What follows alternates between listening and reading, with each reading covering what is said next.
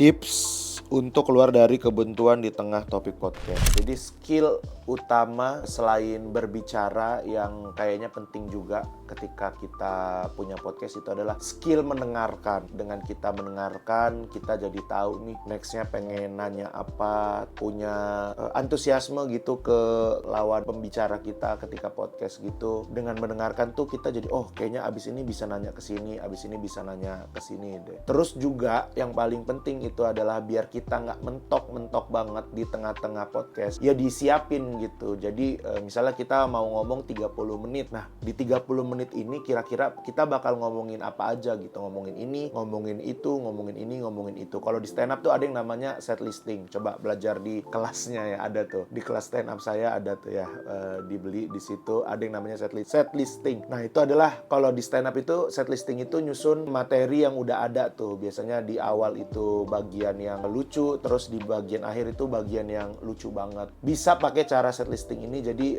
kita tahu apa aja yang bakal kita omongin di dalam satu podcast itu. Terus juga kalau memang masih mentok banget ya di podcast gitu ya, tiba-tiba buntu aja, ya nggak apa-apa. Di skip dulu, ditahan dulu gitu ya, misalnya dragging gitu ya, terus aja ngomong gitu. Atau misalnya berhenti dulu, coba cari lagi apa nih yang mau diomongin berikutnya.